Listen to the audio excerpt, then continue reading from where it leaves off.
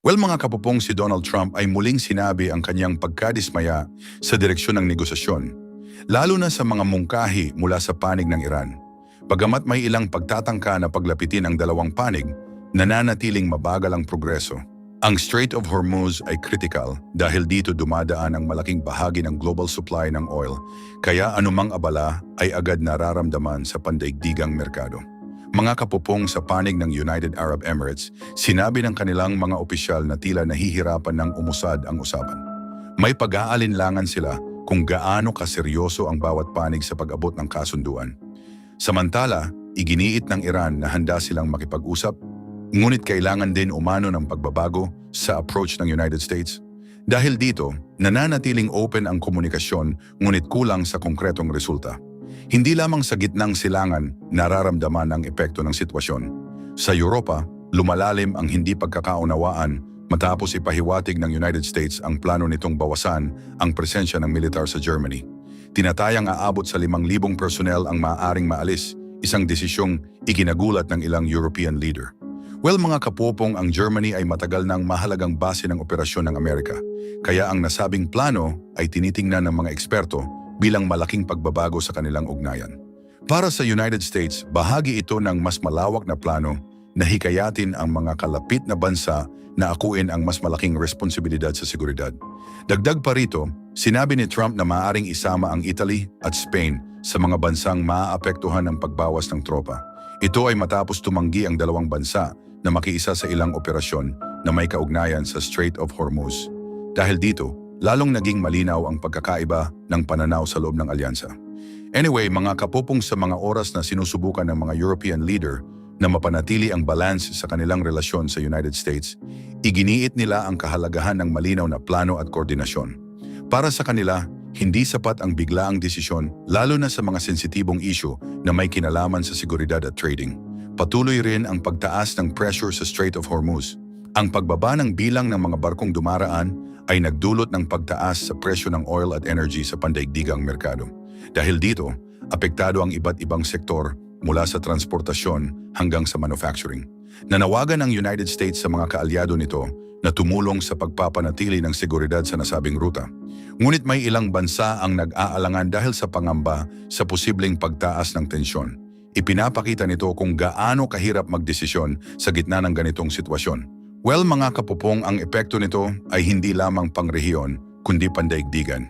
Ang pagkaantala sa supply chain ay nagdudulot ng problema sa trading at ekonomiya ng maraming bansa. Maraming kumpanya ang nag-aabang sa susunod na mangyayari dahil anumang pagbabago ay maaaring makaapekto sa kanilang operasyon. Sa kabila ng mga hamon, patuloy pa rin ang komunikasyon sa pagitan ng iba't ibang bansa.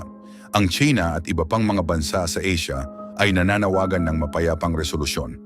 Para sa mga tao sa mundo, mahalaga ang katatagan ng Strait of Hormuz upang mapanatili ang maayos na daloy ng trading at energy resources. Pero mga kapopong, aminado ang mga eksperto na hindi madaling makamit ang kasunduan. Ang magkakaibang interes ng bawat panig ang isa sa pangunahing hadlang. May ilan na naniniwalang posible pa rin ang progreso, ngunit kailangan ng mas maingat at malinaw na plano mula sa lahat ng involved. Sa mga oras na nagpapatuloy ang negosasyon, nananatiling kritikal ang papel ng mga bansang direktang apektado. Ang kanilang mga desisyon ay may malaking epekto hindi lamang sa rehiyon, kundi sa buong mundo. Sa ngayon, wala pang malinaw na direksyon kung paano tuluyang maayos ang sitwasyon, ngunit patuloy ang pag-attend ng mga leader at representatives sa mga pagpupulong upang hanapan ito ng solusyon.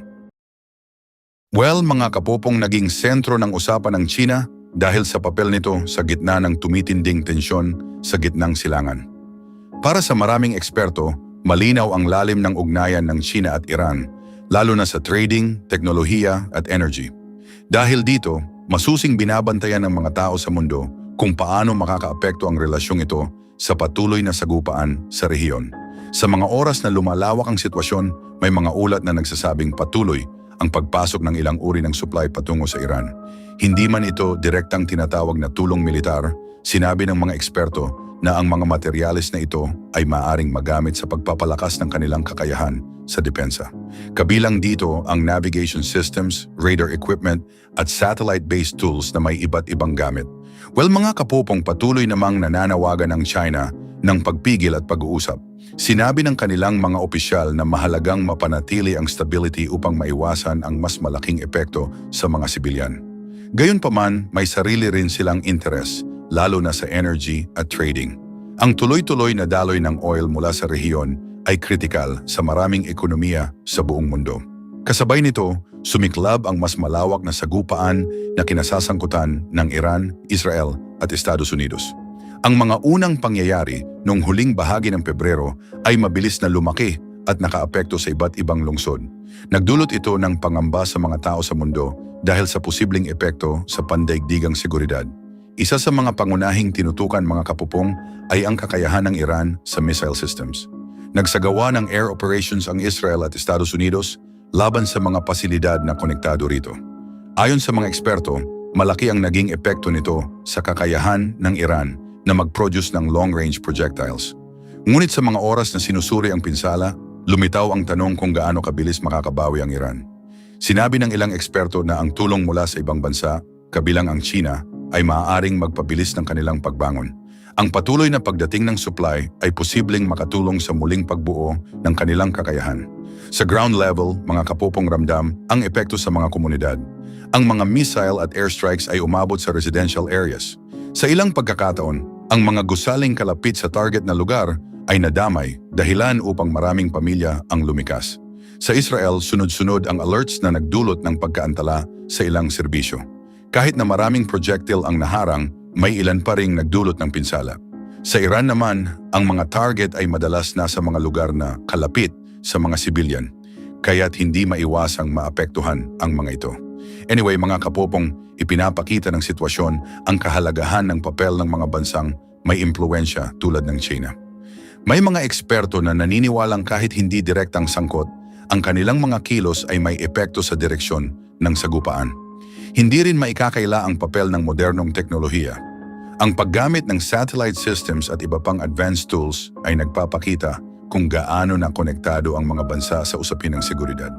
Para sa mga apektadong komunidad, nagdulot ito ng pagbabago sa pang-araw-araw na buhay. May mga negosyo ang pansamantalang nagsara at ang transportasyon ay naapektuhan. Sa ilang lugar, naging limitado ang access sa pangunahing serbisyo. Sa kabila nito, mga kapupong, makikita ang katatagan ng mga tao. Ang pagtutulungan ng mga lokal na grupo at mga voluntaryo ay naging mahalaga upang matulungan ang mga nangangailangan. Sa paglipas ng panahon, bahagyang humupa ang tensyon, ngunit nananatiling bukas ang maraming tanong. Para sa mga eksperto, ipinapakita ng mga pangyayaring ito kung paano ang desisyon ng isang bansa ay maaaring magkaroon ng epekto sa iba. Well, mga kapupong, patuloy na babantayan ng mga tao sa mundo ang sitwasyon sa gitnang silangan.